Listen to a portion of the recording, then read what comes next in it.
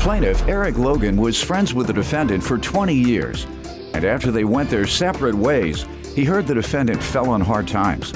Eric claims he discovered the defendant was struggling with a heroin addiction, and he's suing him today for stolen and damaged property. Defendant Michael Morrison says he was heavily addicted to pain medication, and it eventually escalated to a heroin addiction. Michael claims he was only addicted to heroin for 2 weeks, and he's now been clean for 14 days. Start with you. Well, Your Honor, first of all, let me state that, Mike and I, we've been friends for, 20 years. 17, 18 years old, we was in our own apartment together. We were roommates, we went through the partying and the drinking phase, and basically, I grew up, I'm not going to say that, I'm perfect or haven't been in trouble, but I've moved on with my life. I started my own company, I got married, bought a house. Unfortunately, Mike really never, progressed that way. We have a company, and I got involved with him, and, I knew he was down on his luck, and when did you find he was down on his luck? Probably a couple years ago. Okay. That's when you all reconnected? Yes, sir. Okay.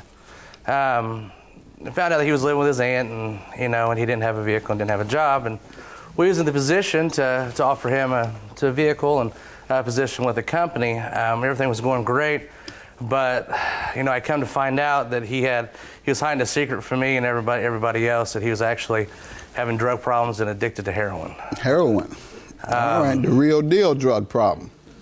Yeah, and I'm not trying to say he's a bad guy. He's a really good guy. Like I said, we've been friends for 20 years. But I think what really happened was, he let this drug take him over.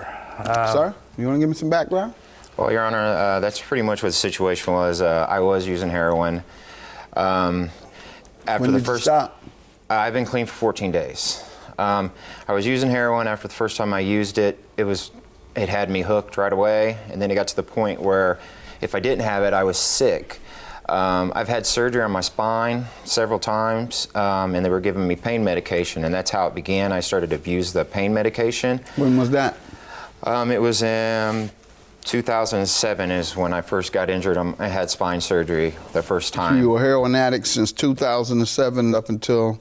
No, sir. I only used heroin for for 2 weeks out of the last month. It was a short-term situation. So how long were you addicted to heroin again? For 2 weeks. Okay. And you were getting sick within that 2-week period if you didn't use it? Yes, sir. That's correct. And what had happened is I ended up finding myself in a hotel room with other heroin addicts that had been doing it for years. And with the situation that happened with Eric and everything else that was going on in my life, I came to the conclusion that that's not what I wanted. Mm-hmm. I locked myself in I went to my buddy's house, stayed at my buddy's house, and I locked myself in a room for 3 days. After the 3 days, I started feeling better, and I've been clean for 14 days, and I'm trying to stay that way. Just by locking yourself in the room? Well, when you're sick, you go through withdrawals, and the best thing for me to do was just to deal with it. That's what I did, Your Honor. What did you do after that when you came out of the room? Then I started feeling better. I started working with my friend that I was staying with. Started working where? He has a salvage shop, and I've been working with him, trying to stay busy, to keep my mind off of, Who'd you get high with in the past? Your heroin use? Anyone that would get high with me. It was no particular person. No, you didn't have a partner that you would get high with on a regular basis? No. You got high by yourself? No, I didn't get high by myself. I'm saying whoever was around. It wasn't. Where'd you know the people from? Through the pain, dealing with pain medication. So you would know the heroin users? Some, yes. Go ahead, sir. Tell me what happened. Well, like I said... And do you have a criminal record? Yes. How far back? I have a burglary conviction. When? It was 3 years ago. Only one? Yes. What were you addicted to then? Pain medication. You only have one conviction? Yes, sir. Okay. Go ahead, sir. Well, like I said, Your Honor, I found out that he was down on his luck. I was in a position, like I said, we've been friends for 20 years. I was in a position, we had our own company. I knew he didn't have a vehicle. I got all that, sir. When he showed back up, you saw no signs of drug addiction? No, I really didn't. Never saw him nodding out or anything? No, I knew that he had back surgery. I knew he had a problem that he, usually would take pain pills. I knew he had a problem maybe overdoing it on his pain pills. I had no idea anything about hard drugs as far as heroin. You didn't look up his record? Well, knowing that he had been troubled in the past? I did look up his record while we was here, because and I have. You found what? 55 different incidences. Let's see it, sir. You just told me one. See why I know you're still a dope fiend? You see why I still know you're a dope fiend, sir? 55. See, I know a dope fiend when I see him. Sure do. I know dope fiend stories, all of that. All of that, I'm clean. I know it when I see it. I'm not new to this. Aggravated assault, strong arm robbery, armed robbery, assault, vandalism, larceny from a building, stolen vehicle, arrest on a warrant, another stolen vehicle. Go ahead, sir.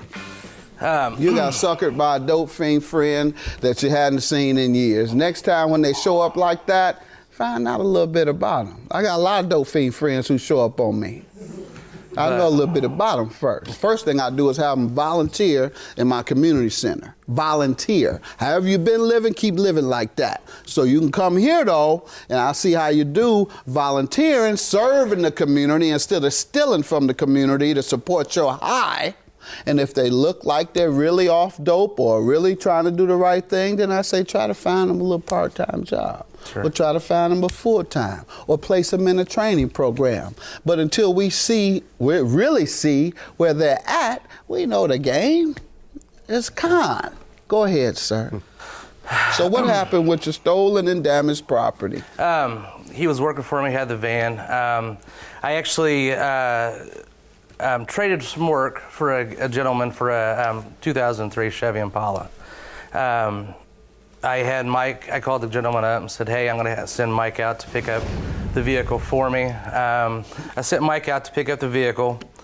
When he on the way back, he said, hey, Eric, this vehicle's running like crap. I can't make it out to the house. I called the gentleman that I got the vehicle from, expressed what Mike had told me. He said, Eric, I don't want to do you wrong on this trade. He said, I'll send a wrecker to come get it and find out what's wrong with it before I give it to you. He said it'd be 2 or 3 days. 2 or 3 days went by. He calls me up and says, hey, I'm at this place where Mike said the car was, and the car's nowhere to be found. I'm trying to get a hold of Mike. He refuses to answer, refuses to respond. The guy tells me the hotels that he said that these vehicles were at. I said, hotels? I thought he was living with his aunt. I talked to his aunt. And that's when I really found out about the heroin. She had texted my wife and said that I found needles, pop cans, belts, bloody rags, and I kicked him out of the house. I got the addresses of the hotels that the gentleman with the car said that the car was at.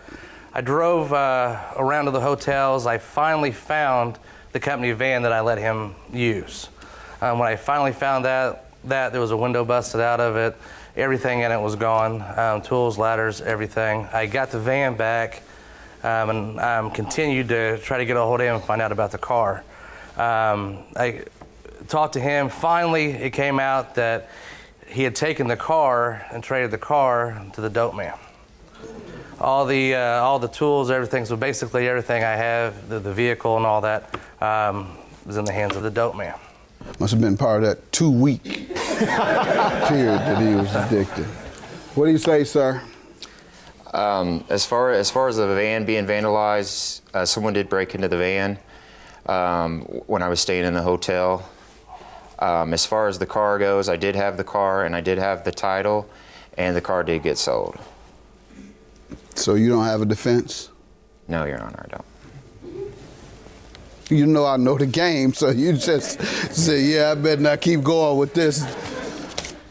Sir, I applaud you for giving your buddy a chance, and I give second chances. I believe in that, but there's a couple of things you look for. If they're drug addicted, make sure they're coming out of a rehab place. Not I lock myself in a room for 3 days. That's not happening. That's not how you recover from heroin and crack.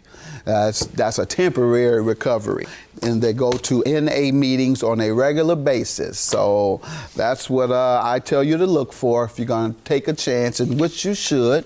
Sure. On people who need a second chance, all right? Look for true rehabilitation through going into treatment. If they can't go for treatment because they don't have the money or insurance, then look for them going to NA meetings. That's what you have to look for. So good luck to you. Thank you. Judging for the plaintiff, if you need help or you want help, my staff is ready to have you placed somewhere where you need to be. Judging for the plaintiff. Sorry that this happened. Man, I'm glad that we got this taken care of. Me too, brother. I pray that you are clean and sober. Thank you. And I love you. I love you too. I wish things would have worked out different, and I pray for you every day, and hopefully everything works out. Thank you. Thanks.